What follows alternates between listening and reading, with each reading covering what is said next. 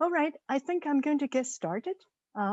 So it's a great pleasure to introduce our speaker today, Professor Philip Kim from Harvard University. He is a person, if you're in condensed matter physics and a senior person like me, then he is a person with no need for introduction, but I'm still going to introduce him for people in other research areas and also for the young students. So Professor Kim, he got his bachelor degree from Seoul National University, and then PhD degree from Harvard. And then he did a Miller postdoctoral fellow at UC Berkeley. Then starting from 2002, he joined the faculty at Columbia University. And then 2014, he moved to Harvard University. Professor Kim's research is mostly on emphasizing on physical properties of nanoscale, low-dimensional materials, including the van der Waals materials that you will hear about today. And he does a lot of experiments in areas of electrical transport, thermoelectrics, and optoelectronic properties of these interesting systems. He has received lots of honors, and I will just name a few. He is an APS fellow. He has received a Oliver Buckley Prize for Condensed Matter from American Physical Society. And when he was junior faculty, he received an NSF Faculty Career Award. And then subsequently, as a senior faculty, he received a Vandermeer Bush Faculty Fellowship. And so without further ado, it's a great pleasure. And we are looking forward to listen to Philip's talk today on stacking van der Waals atomic layers. Quest for new quantum materials. Thank you, Nai-Chang. Yeah, it was a nice introduction. So thanks for everyone who's coming in. See whether, okay, I hope that you're seeing that my screen, right? So it was my great pleasure to visiting back to Caltech. I think this is kind of a couple of times, but this is my first time to virtual visit. It's unfortunate that Corona situations make us to meet only virtually, but I hope that we can just kind of meet again to face-to-face at sometime soon, right? All right, so I'm going to tell you today about the these two-dimensional materials and their heterostructures and what type of the research opportunity that we have. And title that mentioned stacking atomic layers and going for the new materials for quantum devices. By the way, just kind of stop me anytime if you have questions. You don't have to wait until the end of the talk. And I was told that you raise the hand and you in your menu, then one of the panelists allow you to speak. So let's try to make the presentation a little bit more interactive. So please stop me any times that if you have questions. All right, this is a two-dimensional system, and dealing with this layer by layer, the constructions of material has been around sometimes, right? For example, that this molecular beam epitaxial system, which has been developed in 60s and 70s, already heavily used in the 80s, allows us to kind of bring this semiconductor, almost a layer by layer, atomic in the fashions, up to the wafer scale. And today, this type of technique has been evolved in such a way that you can build up various different type of the heterostructures in semiconductor, even oxide, in kind of controlled manner in the atomic length scale. And many of this system provide us a lot of the material platform. One can build up the interesting devices, right? Say two-dimensional electron gas in gallium arsenide heterostructure has been one of the really important playground that a lot of this quantum physics, especially mesoscopic physics, they build upon, right? Perhaps about 15 years ago, and probably slightly more ago, there are some of the new type of the class start appears in this, giving us different spins. And that's what we often call now the van der Waals materials, the 2D van der Waals materials, starting with the graphene, which can be extracted from the graphite down to one monoatomic layer. And it shows amazing properties, but in terms of material preparation, one thing that amazing is it's such a down to one monoatomic layer, they can stabilize in the just ambient condition. Part of the reason is the system is a van der Waals material, means that all the chemical bond is within one atomic unit cell. Between the layer, it is a very weak van der Waals interaction. There's no real chemical bond between the layer. which allows that this material can be stabilized as a one monoatomic layer, even in ambient condition. Well, that was a kind of starting point. One by one, the community sort of realized that there are other type of this 2D van der Waals materials. Boron nitride, which is insulator, is another example. Transition metal dichalcogenide. This has been known, but that has been demonstrated now that you can extract down to one monoatomic layer. There have been many different systems, including high temperature superconductor, the metal organic framework, and metal phosphorus trichalcogenide. I think this class of the materials actually increase almost kind of the one every week that you start to see the new type of the 2D materials in the world. Another important part is that this is not only just a different type of the materials per se, but they comes with various different material flavor. That some of them become semiconductors, superconductors, and magnetic systems. And I think there are a variety of the different properties of material exist in this two-dimensional form. Perhaps on the top of that, what is the exciting thing about this field is you can actually recombine them and stack them together, form these quasi-three-dimensional structures, like what has been shown in MB-grown the heterostructures. In principle, you can build up the heterostructures out of this material. One thing quite different from traditional MB-grown semiconductor heterostructures, where you can do the layer-by-layer demonstrations. Here, that virtually you can put any layer to another any layers of the van der Waals system. Part of the reason is, well, it's weak interactions. You can just stack them without worrying about the chemical compatibility, lattice matching, and those kind of things, right? Well, that statement is not only statement or the PowerPoint demonstration I just showed here. It has been really shown in the community over the many years, right? Here's a good example that demonstrate probably 7 or 8 years ago that when I was at Columbia together working with Jim Hohn's group. Here is a good example that just extending this mechanical exfoliation techniques into the successive so-called van der Waals picking up and stacking way. One can demonstrate that you can, in fact, just really stack this material almost layer by layer fashions. And with the proper condition, you can make this interface extremely clean, such that when you just show this cross-sectional TM images, you don't see any atomical defects in there. And then you can make this kind of stack them by just designing. Not only you can just stack them by designing, in fact, if you can just control this chemistry well, especially etching chemistry well, you can selectively etch certain materials and expose another type of the material. And when you stack these materials, if you just kind of stack this material in the kind of good geometry, you can make the rather complicated devices. In principle, each individual atomic layer can be coupled by individual contact. Here's a good example, graphene encapsulated in boron nitride like this. Boron nitride is good dielectric, but it's an insulator, but you can carve it out the entire stacks, exposing the graphene layer and make the right combination metal with the right edge chemistry. You can make this contact extremely efficient, extremely good. And particularly graphene in the boron nitride, showing this type of the sample.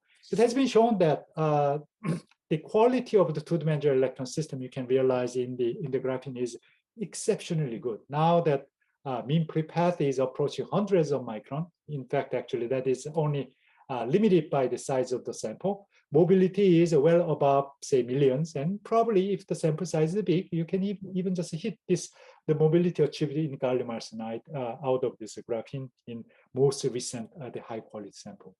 This type of the high quality two-dimensional heterostructures immediately allows us that kind of bring in a very similar experiment has been done in gallium arsenide heterostructures. For example, if you have the high quality two-dimensional electron system, you can make the more complicated devices. Showing here is again graphene encapsulated in boron nitride. You carve it down and make the top contact, top gate structures and so on. And once you have that and expose it into the magnetic field, you can guide the edge states of the quantum Hall system throughout by designing the gate arrays. I don't want to go over all the details for this one for now, but in this way, you can also create this the interference of the electron wave functions flow through this type of the devices. Now, you see that this type of experiment has been done in gallium arsenide, and very recently it has been pushed into seeing this quantum interference between the anions that form in the fractional quantum Hall effect, very similar quality now can be realized in the graphene using this type of the more complicated structures. Graphene in the boron nitride has another advantage because the graphene does not have the gap. So once you etch the right recipes and make the contact, you can virtually make any metal to contact on graphene rather good the contact efficiency. In this example, we just make the contact, the graphene with the niobium nitride, superconductors, very thin fingers. But nevertheless, I think that such a small fingers and with made of this very difficult material to deal with when you especially make the contact on semiconductor, can make the very good contact on the graphene and such a device that you can realize combination of the fractional quantum Hall effect with the superconductor, which is a very strongly correlated two system combined together. These are some of the examples that once you have such a high quality stacks and good control, we can now create these quantum devices that one can study interesting quantum mechanical behavior or strongly correlated quantum mechanical behavior in this type of devices. In fact, this doesn't have to be in just kind of one layer. Technique has been involved. You can make this type of stacks and repeat it. And here that 5 or 6 stacks together. Another example that another 6 stacks with graphene or boron nitride, or even you can go for different type of materials. For example, here, the moly diselenide, tungsten diselenide, these are 2 different type of semiconductor. You can stack them together to turn into other complicated devices, right? Perhaps I can show you the most complicated device ever made in my group. This one is actually now 3 different semiconductor, like the P and P type of semiconductor. Each of the layer in between, we inserted that the boron nitride as the controlled tunneling layer. And all of these things again surrounded by the graphite gates to make this graphite top and bottom gates. If you just count the number of the layer, that number of the active electron layer is 5 or 6. And the entire layer is about the 10 layer. And this is complicated device structures, but nevertheless, it's working and just kind of give us some performances there, right? Well, you can go even further. For example, you can just kind of stack the rather exotic 2D materials. Here that we just stack the 2D superconductor, which is niobium diselenide. Again, it's well known the van der Waals the superconductor, but you can bring it down to the very thin layer, few layer of the niobium diselenide. But you can couple that together with this very thin layer of the ferromagnet insulator, like the chromium germanium telluride. So you can make the Josephson junctions with ferromagnet in between, right? And you can couple that Josephson junctions with another Josephson junction without ferromagnet. So you can see that this is a magnetic Josephson junctions tied with just a regular Josephson junction in squid type of geometry. And this type of the geometry allows us that you can explore that interesting phase arises from this interaction of the ferromagnetisms with the 2D superconductors, right? So this type of experiment is possible now because now we have the technologies we can deal with that various different types of 2D materials, make the stacks, rather complicated stacks, and that leave us some of the room that we can study about the interesting properties associated with these 2D materials, right? So I think this is kind of somewhat quick introduction so that what is the exciting things we can do out of these 2D materials of various kind, right? So what I'm going to tell you today is out of this technical the introduction, I want to discuss about somewhat interesting physics. We can find out this type of the 2D heterostructures. And perhaps I want to kind of narrow down the example on the few cases that we can just discuss about macroscopic quantum state out of the unusual pairing of the interesting quasiparticle we can realize in the system. So I have to be a little bit careful that what I mean by the macroscopic quantum states and what type of pairing we are talking about. So I will just pick up that 3 well-known macroscopic quantum state as a good example, right? Superconductor, Bose-Einstein condensations, or superfluid. I think these are kind of some of this the macroscopic quantum state you can realize in the lab. And macroscopic means with your naked eye, you can even just observe that this condensation states, right? Maybe cold atom cases are a little bit difficult, but yeah, let's say you can just do that. There's one common things about this macroscopic quantum state. They are robust, so that's why that you can see in the naked eyes with this macroscopic state. And the reason they are robust is that they are coming from basically ground state of the condensation and condensation of the ground state of the composite bosons. either superconductivity, Bose-Einstein condensations, or cold atom Bose-Einstein condensation, superfluidity. They are coming from the bosonic condensation. But this constituted boson is not just a simple elementary particle, but usually there's a composite particles of the other constituent particles, either Cooper pairs made of 2 electrons and something. So all the fermionic, the fundamental particles come together, form these composite bosons, and they condensate it to make this type of interesting macroscopic quantum states. The question we can ask that is, if this comes from the composite fermions, to make the fermion to form the composite boson, can you actually control the interaction of the composite fermions, to change the nature of this composite boson? Well, in fact, this type of the idea has been already realized our colleague in the atomic molecular optical community. There in the AMO community, you can start with the 2 fermions and controlling these fermion interactions, Feshbach resonance, by the Feshbach resonance, they can control the interactions between the fermions, and they can make the rather strongly coupled regimes and weakly coupled regime by simply controlling the magnetic field, using the magnetic field. And what they realize is indeed one can create this the Bose-Einstein condensations, more of this the tightly bound this composite fermion, the BC, the real Bose-Einstein condensation real space, or that if they are weakly bound, then in this particular case, that the condensation is more like the momentum space, the bound condensations, which is basically the BCS type of the Cooper pair type of the condensation has been realized. And this has been well realized, and one can see that this BC to the BCS crossover nicely could be controlled by the experimenter now. Can we realize very similar phenomena in condensed matter system? So that is one thing that we can ask as a condensed matter physicist.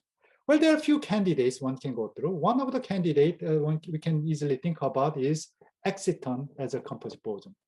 Typically, exciton can be created when you have the semiconductor, shine the light, and create this the excited electron out of this the full valence band, and leaving the hole behind. And this electron and hole leaving behind can form the bounded pair, due to this Coulomb interactions. Exciton as again, composite boson, in principle, if you just create a lot of them, and if the exciton is long-lived, one can conceivably think about their phase diagram as a function of the density of the exciton and the temperature. Indeed, theoretical prediction is, well, you can create this exciton condensation state, and if there's a little amount of the excitons, then you will go through the BC type of the transitions. If there are too many excitons, maybe excitons start to screen each other's, and then it becomes dissociated. It's more like the electron plasma, degenerated electron plasma. They will also condense down to the more like the BCS type of the transitions, and there might be some crossovers exist. Well, that has been some theoretical predictions or that ideas there. The experimental realization of this type of the physics has been quite difficult, however. The problem is, well, one of the assumptions I just made to draw this type of the conceptual phase diagram is very difficult to realize. If exciton is long-lived, that is basically assumption, very difficult to realize. Part of the reason is, well, exciton as a just excited particle or transient state has always a kind of finite lifetime. Often it is rather short, right? Well, there has been some efforts that try to realize this rather long-lived exciton. One of the ways is basically put this exciton system in the photonic cavity, right? Often this is what we often call the exciton polariton, and it has been demonstrated that some sort of condensation type of behavior is happening. But this type of cavity is either driven by the laser to provide enough the photon in the cavity, or electrically pumped. So it's a strongly driven system. So therefore, that when there is indeed a condensation type of the behavior between the coupled exciton and the cavity photon that arises, it's sometimes not easy to distinguish whether this is really coming from lasing type of the coherence or that is more like the ground state type of property. Anyway, driven system is always kind of difficult to deal with that the ground phase diagrams, right? But nevertheless, this is kind of good starting point. There's a way that other type of these efforts that try to realize this extern condensation in semiconductors. And part of the reason that it's difficult to realize extern condensation is that extern is short-lived. The one way you can make the extern long-lived is basically build up the quantum well. So again, in the gallium arsenide, using the MB system, you can build up this type of the quantum well, shine the lights, you create the excitons there. But then when you just bias this the quantum well, that this exciton in the one well will quickly dissociate it and move to another well, right? But then still they are close by, so they can still kind of coulomically interact from this exciton. But now electrons holes are living in the opposite layer, which will make this what we call the spatially indirect exciton. Often that exciton lifetime can be long, such that once you pump in enough number of the excitons there, people have been seeing that indeed you start to see that this exciton start to form some sort of spontaneous coherence. The very first step to getting into the macroscopic quantum state. Trouble here is, again, still this is a rather feeble effect. Part of the reason is in the semiconductor, typically once you create the exciton, because the large dielectric constant in typical semiconductor, the Coulomb interaction between the electron hole becomes weak. Exciton binding energy, therefore, is relatively small, something like about a millielectric volt. You have to go down to relatively low temperature. And their lifetime is reasonably long, but not excessively long, something like 100 nanoseconds, right? But this actually provides us a good idea that how we can just copy down the idea and move that into the 2D system to realize somewhat different advantages that we have. In two-dimensional system, again, that there are many different 2D semiconductors. The moly disulfide, moly diselenide, telluride. I think there are many different type of the semiconductor with a different gap and different work functions, which means if you just choose the right kind of semiconductor materials and you just put them together, form the atomically thin heterostructures, like this semiconductor heterostructures made of the MB in some sense, you can build up the quantum well by stacking this type of the system. Particular system that we chose, many people chose in this field, by the way, is moly diselenide, tungsten diselenide. They have the kind of decent gap of about 2 electric volt. Their work function difference allows them to put them together. Immediately you form this type 2 band aligned quantum well structures, which allows that there are exciton forms intralayer, but more important part is slightly low energy interlayer exciton can be formed in between this type of the system once you make the heterostructures. I already showed you in the introductory slide, you can just not only draw in this type of in the PowerPoint, you can just make the device out of it. And here's a real device structure. So it's a little bit complicated, but here is a tungsten moly diselenide, tungsten diselenide, stack them together. But underlying structure, you already see that there are many electrical lead, such that we just contact individual atomic layer with the lead, although they are atomically thinly separated. So in some sense, you can make this atomically thin p-n junctions. We put the gates everywhere, including top and bottom gates, which actually can control the density or doping of each of the layer. More importantly, that we can also control the electric field across this layer. Another way to say that is we can control this band alignment with the electric field, as well as a contact gate to make that our contact is reasonably efficient. Indeed, if you just look at the optical spectroscopy, photoluminescent data I'm showing you here, right? So and higher energy is something like 1.6 volt and above, then you see that this the photoluminescent peak coming from the individual layer is outside the heterostructure region. But once you get inside the heterostructure region, you see that about 1.3 electric volt of this the sharp peaks arises, which comes from this interlayer exciton, right? Now, as I said, this type of interlayer exciton can be controlled by the gate voltages, because especially when we apply the electric field across this layer by charging your gate voltage in opposite voltages, this electric field direction is aligned with this the interlayer exciton directions. Hole and electron in another layer, they have the dipole moment is directly coupled with this electric field. So by just tuning the electric field, you can see that it just tune the dipolar energy of this exciton, which means this exciton energy can be tuned by just applying the electric field. So it's kind of great that we can just show that interlayer exciton energy can be tuned from wide range of the couple of 100 millielectric volt. That's nice. But what is even nicer thing is if you just look at the lifetime out of this time-dependent photoluminescence spectroscopies. Lifetime is something like about 100 millielectric volt, 200 millielectric volt, already pretty long comparable to the gallium arsenide. But if you just kind of really push the gate such that electron-hole separation even further, although it's small, but since it's exponential overlap, you start to see lifetime is even exceeding about half microseconds. It's quite a long-lived exton can be created in this type of system. Of course, this type of the long-lived exton will allows us to make interesting systems, right? Something like this. So once you shine the lasers in one of the part, because the exton is long-lived, once they create it, they start to diffuse out from the sample. So you can control these diffusions by the laser intensity or the excited positions, even better by the gate. In principle, you can make also extonic devices. But more exciting part is when you're just kind of using the light and pumping more of the excitons, and then more extons than kind of exton can diffuse out. One start to see that exton energy, you can see in this photoluminescent, start to increases when you increase the power that you apply into the laser. What does it mean is, of course, if you just excited more of this exton by the optical injections, you create a high exton density. Well, so this interlayer exton has all kind of same direction of dipole. So dipolar interactions start the pushing this exton energy even further if the exton density becomes high, right? In some sense, we can use this blue shift of the photoluminescent light as indicators or as even just a tool that we can estimate it back how many extons we can create it by just the optical injections.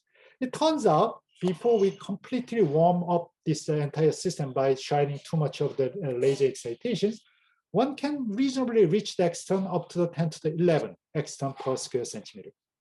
Now, this amount of exton or exton density is, by the way, a very important quantity because if you want to really realize exton condensation, exton as a boson, you need a highly degenerated extons to create this the exton condensation even higher temperature.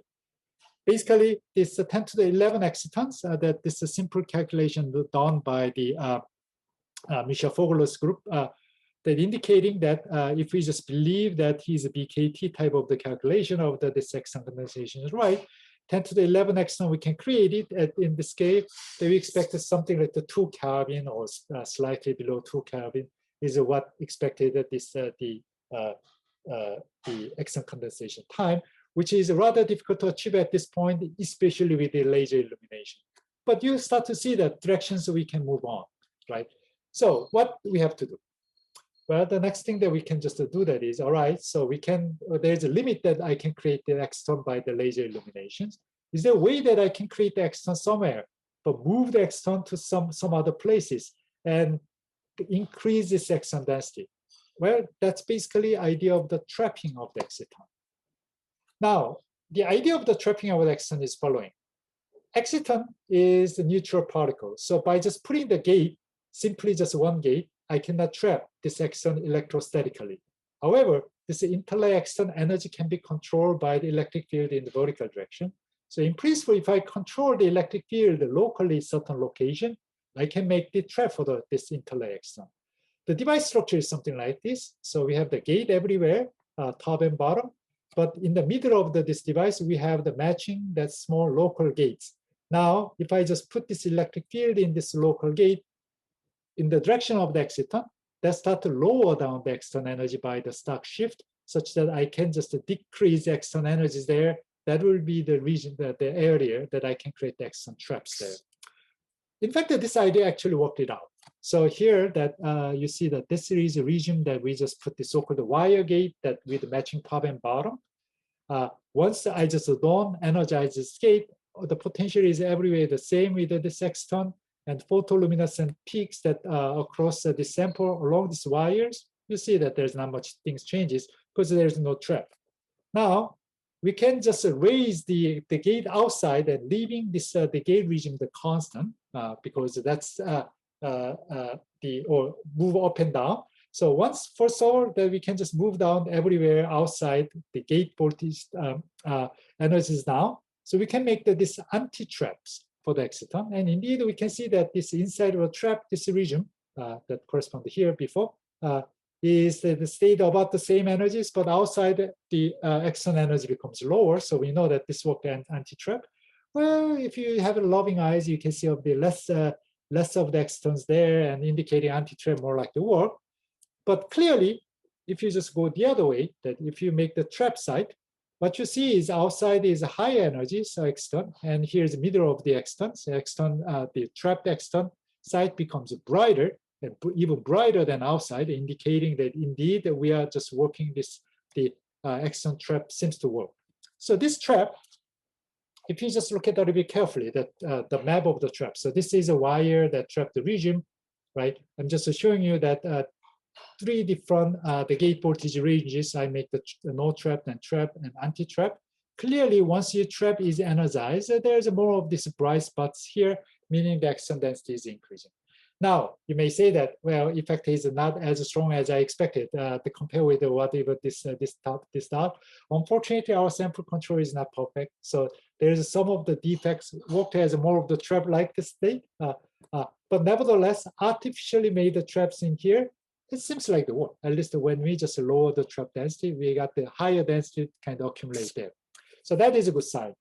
Now, what is the interesting part is we start to kind of control these optical injections into the system. Say, imagine that I can make this a trap and no trap, and see whether when I just shine the lasers nearby, somewhere there, and just see that how much trapped exciton the spectrum got changes.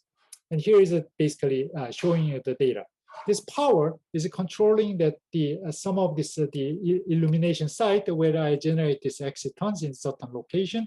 Some of them is the ripple down into trap, and I'm just taking the spectrum in the inside of a trap. What you see here is when there's no trap, as you increase the laser power and create more of the excitons, now you start to see that, well, the start blue shifted, very similar data that I showed before, right? So that's kind of something. But once trap is energized and indeed it start to collect these excitons, you start to see that the energy start kind of blue shift is even faster.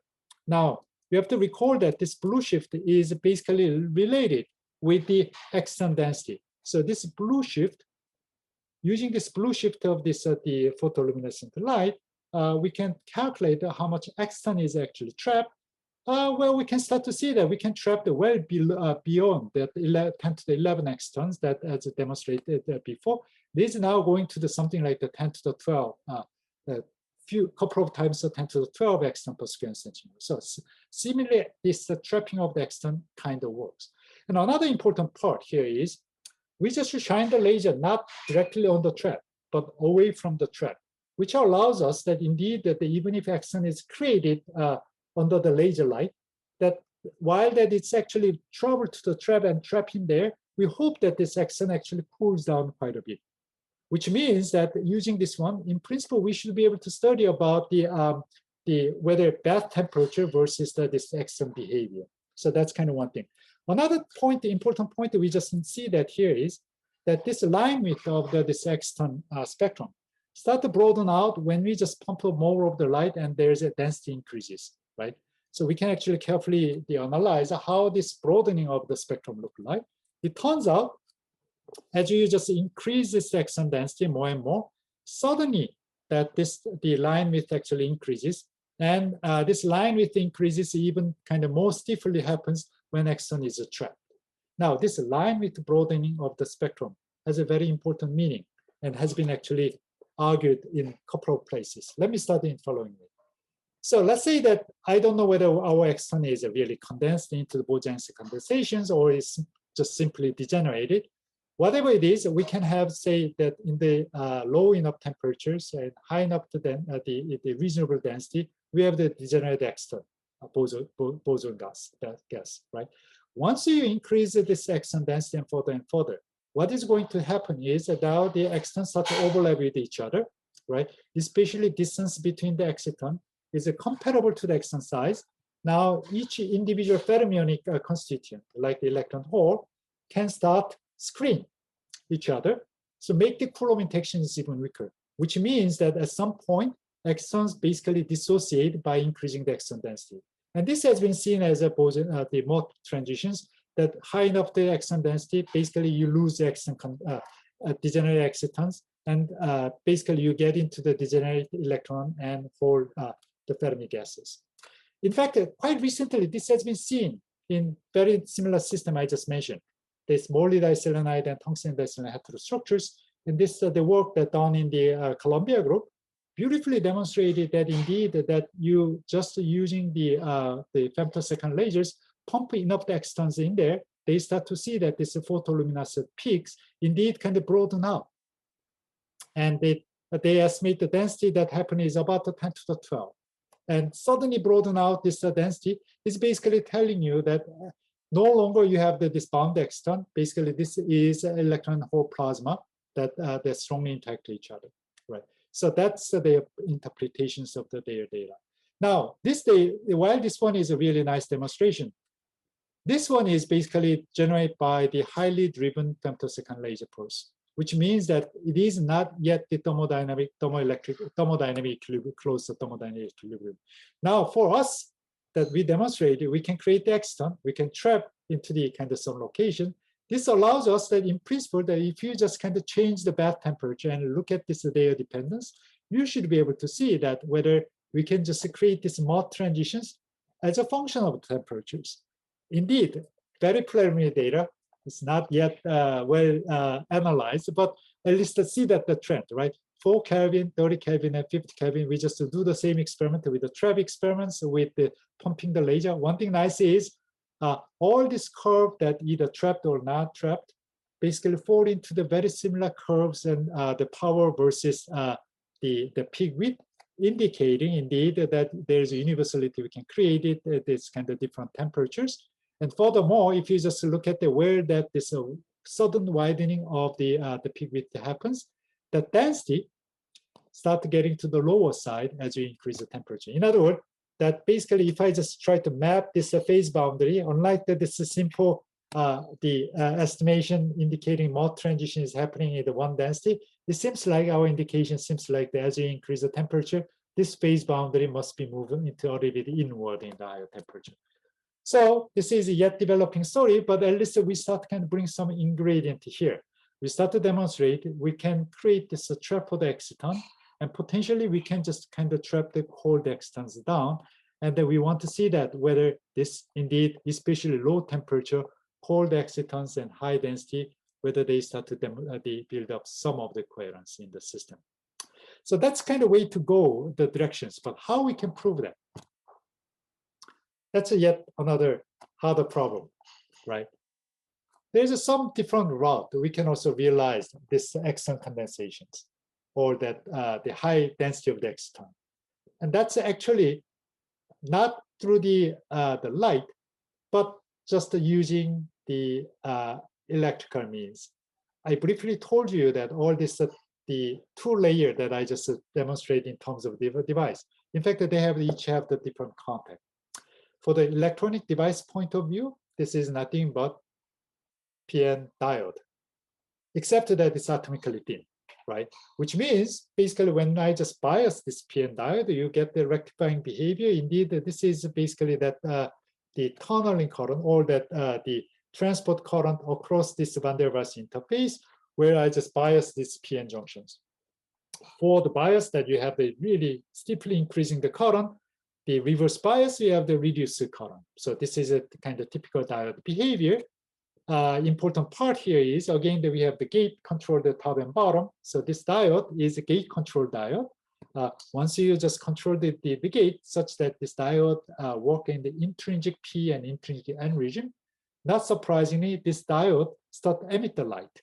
Because as like the intrinsic P and diode can just a recombination of the pole and electron can emit the light. And indeed, we start to see the light comes out in heterostructures. What is the fun part is if you just look at this spectrum of this light, and I'm showing you here that energy, well, that about the 1.3 some electric volt, that is basically what is emitted light, and that's precisely that energy that we get this interlay excitons. And furthermore, by just controlling the gate voltages, you start to see that the electroluminescent light comes out there. So stock shift linearly as if that we just see that in the interlaxon photoluminescent peak. More exciting part is when you start to pulse the bias voltages and just measure the time-dependent electroluminescent, and that will give us a lifetime of this luminescent. And that lifetime of the luminescent is the order of the 100 nanoseconds, which is precisely that the lifetime that we measure interlaxon. So this is indicating that indeed, in principle, we can create the interlaxon by injecting electron and hole by the electrical means rather than optical excitation, right? So that could be another way. While this one is kind of interesting directions to go, the problem here is again, few hundred nanoseconds of the lifetime is long, but not is infinitely long enough such that we cannot stabilize the system into quasi-equilibrium. It's still a very strongly driven system. There is yet another way that we can get around that. That's actually coming from the Confine Marx group at Cornell University. They did really beautiful experiments about the similar time we are doing that. Instead of they build up the PN diode, they actually now insert a few layers of the boron nitride in between. And the reason is clear, because now putting the boron nitride in between, you just separate the electron hole further, and that their wave function separation is further. So it is a strongly suppressed recombination of the electron hole across the Van der Waals interface. And in this type of device, that what they see is when they measure the tunneling current across the tunneling PN diode, let me put it this way, with a strongly biased, with the gate control, when they just match that right condition such that electron injection and hole injection is about the right, so to maximize that electrons and hole into this PN junctions. First of all, their tunneling current shows a really nice cusp in this balance region. Oops. So they can see that where this the balance region is look like. And more important part is when that balance is happening, they start to see that their photoluminescent peak is greatly increases and some sort of thresholding behavior. And when you just look at those the quantum statistics of the emitting photons in those transition region, they start to just pick up some indication there is some sort of quantum phase transition is happening in this type of system, right?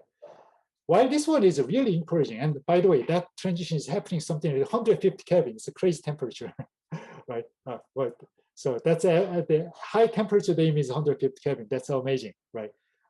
While this is a really tantalizing evidence, however, I would say this is rather indirect yet. Part of the reason is, well, they are seeing this, the light comes out, but the light is coming out not in this the interlaxon directly, but it's interlayer, intralayer trions. So somehow there's some sort of conversion mechanism to create those kind of trion peaks. And why they have this quantum statistics is kind of not well connected. So anyway, this is nice, the starting point, but it's rather indirect. So how should we get to the direct point?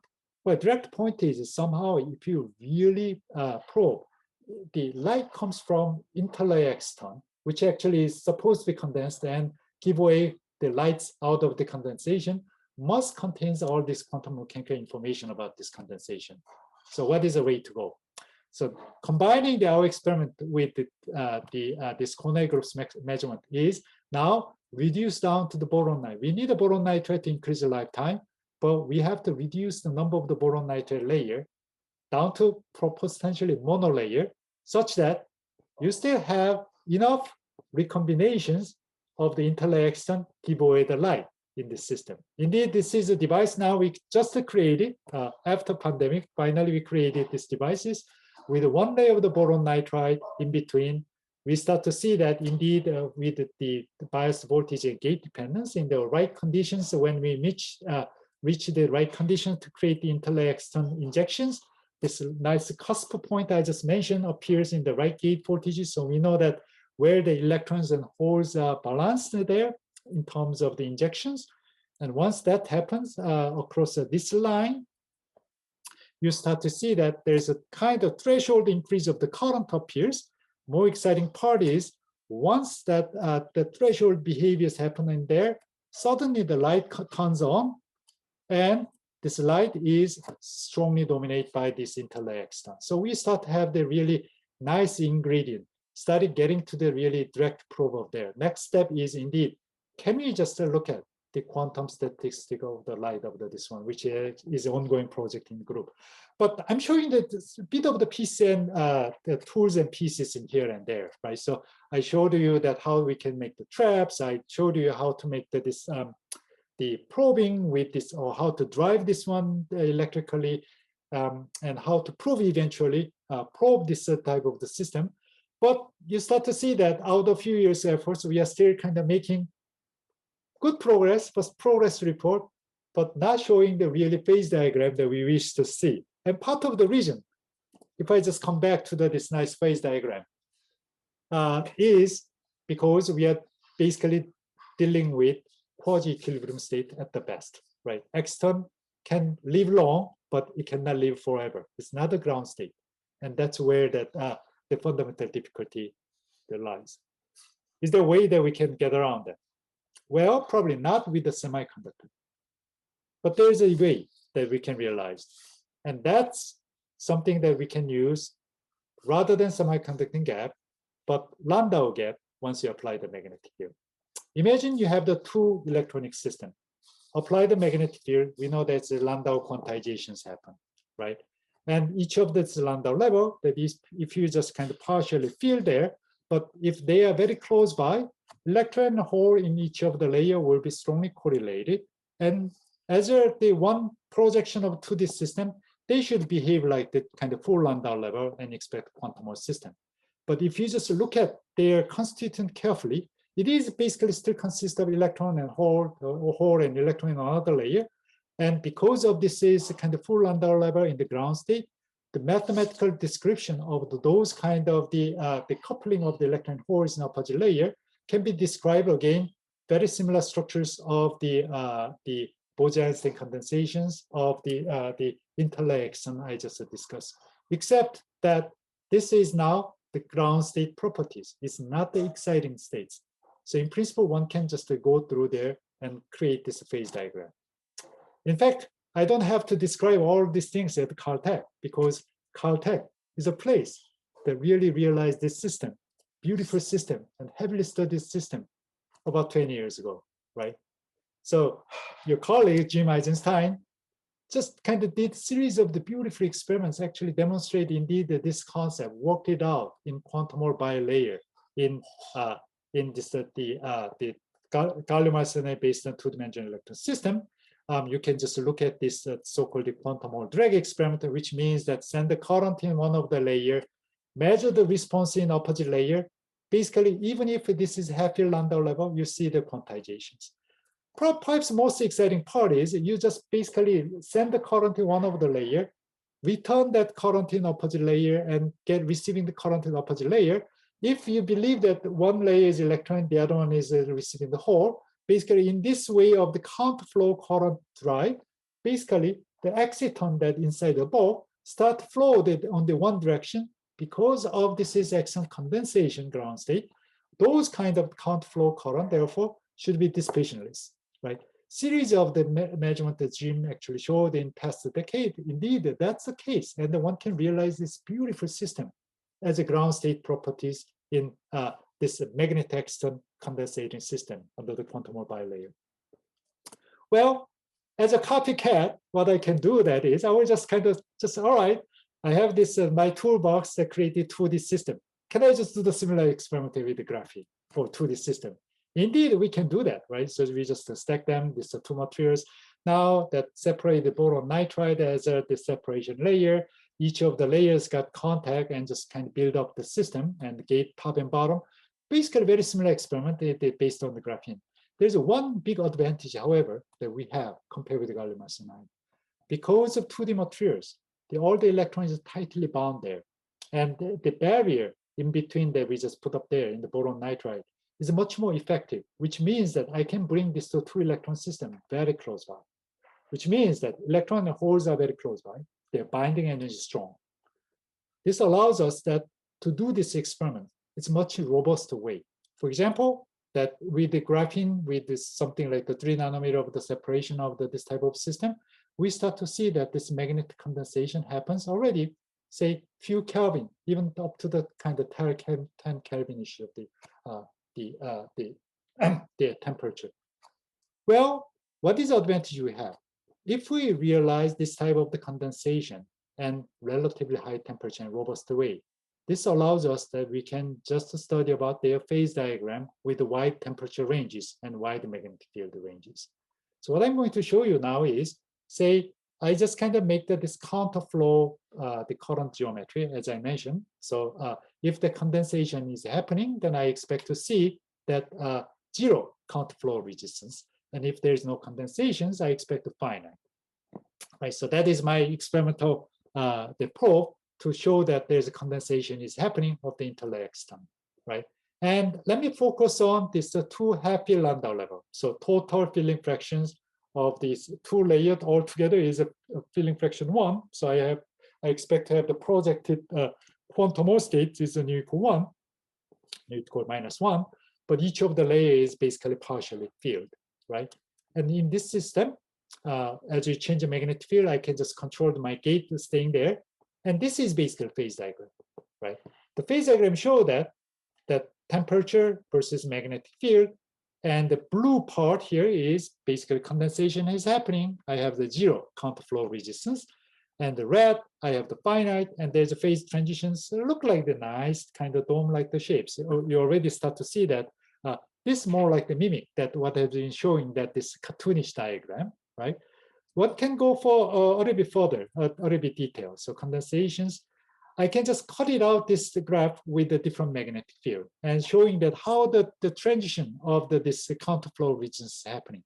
Low magnetic field is gradually kind of coming down, but as you go to high magnetic field, this transition is rather sudden. So if I just kind of get rid of the CF, this is counterflow, and I show you that as a resistance, you may see that, oh, this looks like superconducting transitions.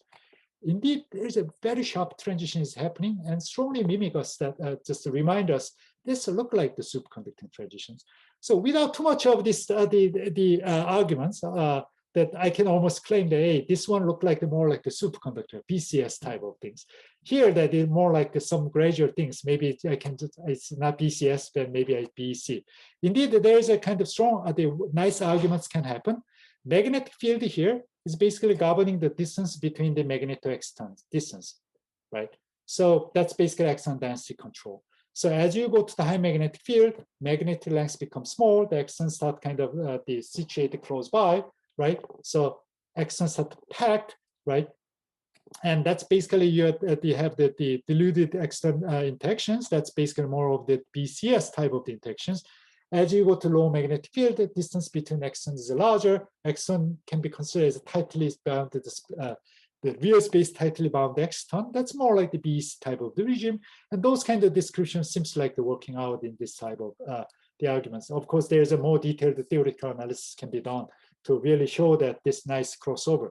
But this is a good demonstration. Basically, I have the experiment now to turn this the two constituent particles interactions, the create or the external the interactions. I'm kind of allowing us to explore the external phase diagrams in this type of cases. Well, nice thing about the graphene is that this can be pushed into the many different Landau level. For example, since graphene has electron and holes, you can create a very similar experiments with the coupling that electron like the Landau level with a hole like the Landau level. And for example, that if you have the nu equal half and nu equal minus half, and you get the nu total equal 0, in this type of the extern condensation, nice thing about this extern condensation is basically this is really externally insulated because there is no edge state anymore. There's nothing that they shorted out your devices, unlike the other, the quantum or extern type of system. Therefore, this one is a really real insulator. But nevertheless, exciting part is if you couple this one is counterflow geometry or the current direct geometry, counterflow resistance is still 0. So it is a really weird system, right? As a whole is an insulator, between each of the constituent is battle metal, but when I just kind of connect with the counterflow geometry, it becomes perfect conductor, right? So I think that's kind of exciting part. You draw the phase diagrams and so on. Perhaps most exciting part that going beyond what has been seen in Galilean scenario is to drive this system into the very strong quantum limits. And here's the example that I just told you in the beginning that like the graphene, once you get into the high quality, you get almost kind of physics that you can realize in gallium arsenide in single layer graphene. And this is a good example, right? This experiment is particularly done by Corey Dean's group at Columbia. They just use Covino device to measure what type of quantum states you get. They got a bunch of this all the fraction which has been seen in gallium arsenide in the lowest lambda level. So that's very nice, and that they can kind of nicely explain those kind of appearance or stand up the flux attachment ideas on the composite fermion pictures. So physics-wise, it's nothing new that we learn other than all this physics work in gallium arsenide. The fractional quantum Hall effect worked here. What is interesting part is when they actually do the same experiment, now with the double layer, with the separation. Now that you can start to see that those kind of the extant condensation should happen, right? Indeed, if you just look at there, compare with this data and the data in the bottom, in half, basically you have this condensation, and basically you have the incompressible state coming up, and that's basically we describe as extant condensation previously, right? But then there are many states that are common in both of the layer, right? So 1/3 and 2/5 and 3/7, and those kind of state appears in this geometry. But there are other states which actually is missing into this single layer, more or less indicating that there are some other physics going on in this system. But even more, that if you just think about, I can create this composite fermion by flux attachment, there are yet different type of the composite fermion forms when there's a two layer, even for say 1/3 and 2/5 and 3/7, which actually exist in both of the layer. One naive way we can think about is, oh, well, you can create two composite fermion in both of the layer, and they are close by, but they don't carry each other. But then I have two copy of say 1/3 or 2/5 and those kind of state. Well, that's not too exciting. However, there's the cases such that when you just kind of make this flux attachment, instead of you make the flux attachment between between the layer, you can get this the flux attachment common in both of the layers. So-called this interlayer flux attachment is something you can consider. This is a way that naive way that you can make the strong coupling between this two layer by this flux attachment. And having this type of the system, now there's a possibility that indeed, although there's no direct tunneling between these two layers, we start to couple this the composite fermion in top and bottom layer between them.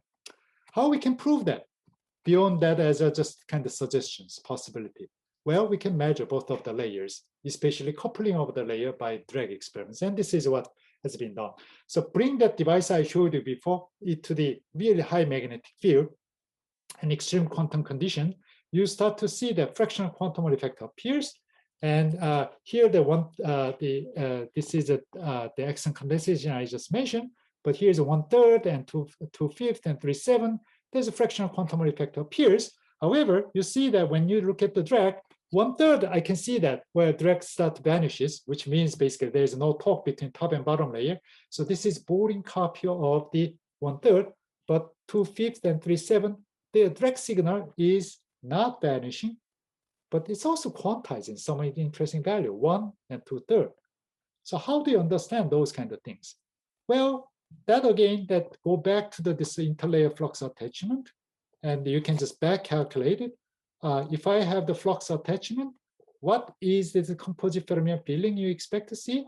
That indeed that interpretation we can make based on to give this right value of the quantized drag, we are being forced, at least this 2/5 state is interlayer, the composite fermion quantum Hall state, where the filling state is basically -2, right?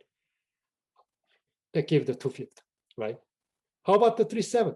To get this value, in fact, what you're being pushed is, this is not this interlayer composite fermion quantum Hall state. It turns out it's interlayer composite fermion state is half field, but this is exactly half field at the 3/2 field. And that's basically can be explained that this incompressible state is composite fermion's extonic states, right? So you start to see that now you can start to get this more of the exciting, the weird particles by coupling this type of the states. Actually, story got even more exciting that if you start to detune the density, now so far I just show the same density, but if you just kind of start to show the detune the density, what you start to get is basically those kind of state I showed you in equal density start to evolve their own kind of different state, especially this interlayer composite fermion states, the quantum state, composite fermion quantum state, shows that it is not only the equal states, but they have the continuous evolutions. If you just analyze this again, that with interlayer the interlayer flux attachment stories, basically this tells you following the story. One of the layer is stay as a composite fermion quantum state, but the other layer is continuously varying. Therefore, in those kind of states, what we see that is a quantum Hall, the quantization appears only one of the layer, but the other layer is not quantized. And that has been experimentally observed. But what does it mean is following. I have the one composite fermion ground states always sitting in the one of the layer. The other layer, I have the nearby composite fermion states start to give you the anionic excitation. That anionic excitation is coupled with the composite fermion on the above layer by just interlayer flux attachment. Now, obviously, this is yet another weird quasiparticle, but I have no idea what is their quantum statistics. It's not even anyons, that it's coupled with the composite fermions. So I think that's basically the very exciting new opportunity we are seeing this type of extreme quantum limits case. So my time is almost up, but I cannot just stop my talk without saying another exciting direction. I'm not going to go over too much, but well, I just can so far discuss that we can stack the rather different materials or stack the vertical to come up with a different system. But yet there's a very important another degree of freedom, which is basically when you stack different stacking angle, right? Especially by controlling this stacking angle, you can engineer in the different spatial periodicity, what we call the Moire quasi-periodicity. And that can be controlled by just the controlling angle. And this type of the Moire superlattice immediately give us some of the interesting physics. For example, a few years ago, that this Moire superlattice under the magnetic field, you can see this complicated quantum Hall effect, fractal quantum Hall effect, that is related with this Hofscher's energy spectrum, fractal energy spectrum. But perhaps the most exciting part, quite recently discovered, is basically if you just stacking even just a simple system, two graphene layer together in this so-called the magic angle, which actually has been discussed in Alan McDonald's paper in about a decade ago, right? Sharply tune this magic angle, you can create this band structure such that flat band can be realized in this type of the system. And the experiment done a few years ago in Pablo Hario's group at MIT beautifully show that indeed a flat band appears, then opens up the correlate gap. More exciting part is suddenly, and those kind of doping of the correlate the insulator, well, you get the superconductors out of this non-superconducting material whatsoever with a very small density of the carrier density. And obviously this brings immediately sparks in this condensed matter communities, and the bunch of these new phases appears, include not only superconductor, it can be magnets, it can be Chon insulators, and the list actually grows every day. The groups at Caltech actually contribute a lot, different probes getting it there. This becomes kind of one of the really exciting fields that we can start to see that, right? What is the exciting part of that is that this actually start to give us that way that we can engineer in to these new structures, band structures into the system. Not only choice of materials, but just kind of controlling the stacking order and the angle between them, right? And those superconductivity appears in this type system, often clearly indicating this superconductivity may be quite unusual superconductivity that tied with this some strong correlation appears in the system. And all of these things allows us that we have yet another toys or another toolbox in our system that control the system, that create the different type of the quantum system. Let me just skip all of this system. It doesn't have to be only the graphene. But I want to end with this. This is basically my last slide. This is the table that I just carried over about now 6 years ago or something, right? I think when the beginning of this Van der Waals heterostructures, usually this sales pitch that I end with my talk. Hey, so look at this, all the different 2D materials, and you just kind of combine them. You get a quite interesting the ground state, the interesting behavior. There are a lot of things that we can explore. We are just doing that, but a lot of things are unexplored here, right? Well, out of this probably 60 years efforts, I would say that many of them now explored in either my group or other groups and in the worldwide, right? The few remaining things that can be explored. But I would say that, first of all, this phase diagram, this diagram is completely misleading because there are many, many materials. The number of the column and number of row grows almost, as I said, every week, actually, new material appears. But now, it's not only discrete. If you just think about the twisting angle, now this phase diagram is almost immediately continuous. And what you see here is all these different interface, even different stacking angles, stacking order. So that can provide us somewhat different physics and interesting physics we can explore. So I think that's kind of a very compelling space, the arguments that this is a really exciting experimental field we can dwell on for next many years. All right, that's all I want to say. I want to thank my group that allows me to prepare all this talk that I present today with many collaborators. We're enjoying the collaboration. Thank you very much. Thank you very much, Philip, for this very, very interesting talk and very exciting results. And also you're sharing a lot of preliminary results with us. We really appreciate it. Yeah, so I think because I'm hosting this, so I get the privilege of asking you the first question, if you don't mind.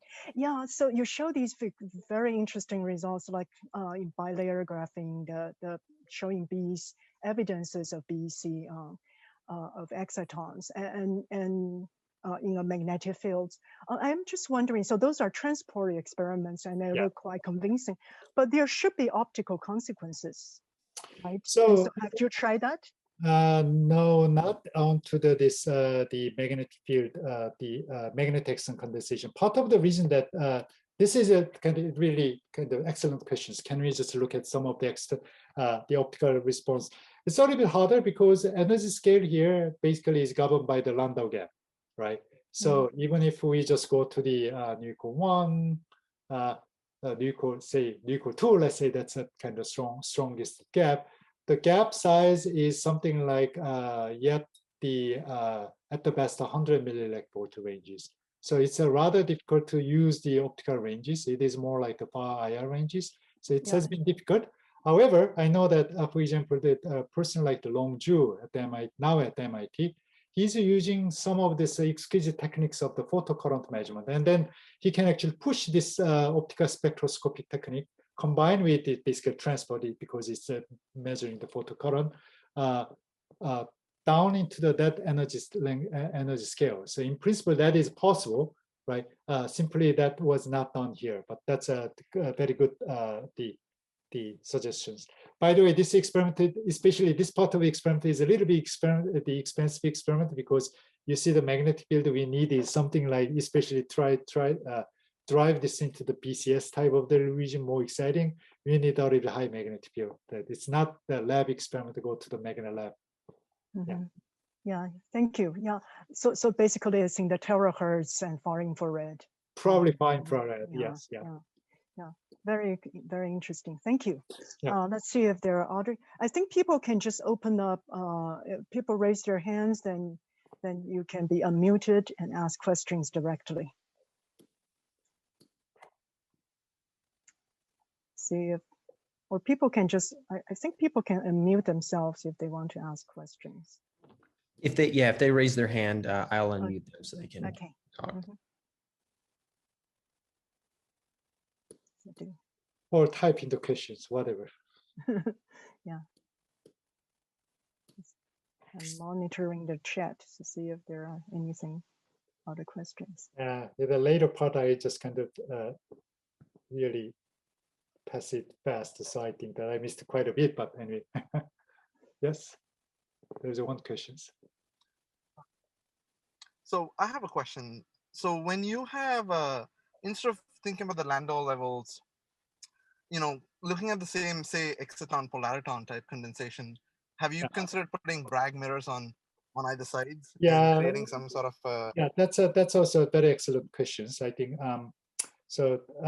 In the optical community, that has been kind of done.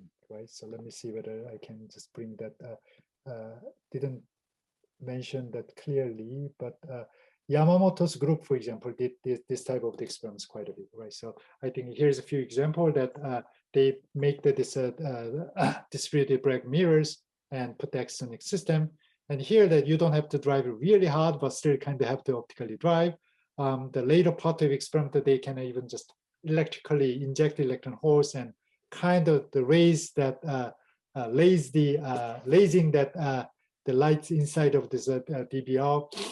So this type of the idea, in fact, they worked it out in the semiconductor structures, and then they start to see that the evidence of the condensations, condensating features, basically coherence appears and all of these things. But slight kind of the part, I mean, of course, when you drive with this light and especially laser, then you have to carefully think that whether this coherence is driven by the laser or whether it's self generated. Here, the electrically driven, I think, might be. Anyway, this is kind of, there's no coherent source as a supply. But nevertheless, I think this is a really nice experiment to show this condensation behavior or coherence behavior. The part that it's a bit different from what really exon condensation is, where how do you actually distinguish this with the lasing? And many of the exon polariton is kind of have also the light feature, the feature onto the light, right? So that's a slight difference that that exon condensation we wish to reach. Basically, we want kind of demonstrate condensating exciton without cavity, right? That's the distinctions I wish to make. Yeah. Okay, there's a question being asked from the chat, so I'm going to read it to you. Yeah. For the interlayer exciton Bose condensation, what prevents achieving the condensation via just pumping the system harder, material failures, or some other limiting factors? Yeah, there are many things that actually limit us, I think. We have the bit and pieces, as I said. So interlayer exciton lifetime without boron nitride is half microsecond, not bad, right? But the how to create the high density of the exciton, I think I showed the trap seems like the work, and we get in kind of this density that start high enough, but we are not sure whether temperature is really low yet. I think that's kind of another part.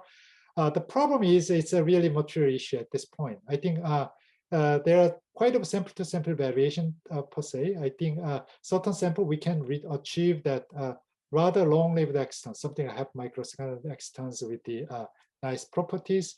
But often that exciton lifetime is probably factor 5 lower there, which means that even if you create the trap, we cannot create the exciton really far away and kind of drive that excitons to kind of cool down and trap cold exciton. That's basically the best idea. It's basically exciton is rather short-lived, or somehow it's not, diffusion is not fast enough, such that you cannot create the exciton too far away from the trap. You have to create the exitons really nearby the trap, which means that exciton may not be cold enough when it's trapped. I think there are few of the issues we are kind of really fighting with. And the other one is, even if we, so what is the best way that we can just count this exciton density? Right now, we are using this blue shift of the exciton, the energies, to use as our the way to estimate the exciton density. But that's only just a rough estimation. So what is the way that better we can estimate the exciton density?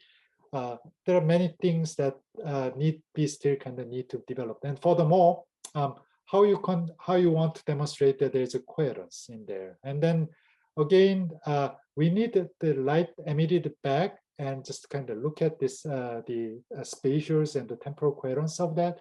That's something that I'm not the optical spectroscopy expert, but we are slowly learning, and we have the strong collaboration with other quantum optical spectroscopists and try to see whether we can combine that together. So here, bit and pieces, material is very challenging. Technique-wise, we are not yet too savvy, but we'll get there, hopefully.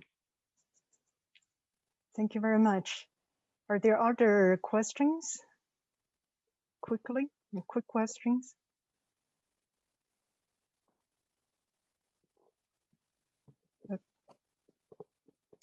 Okay.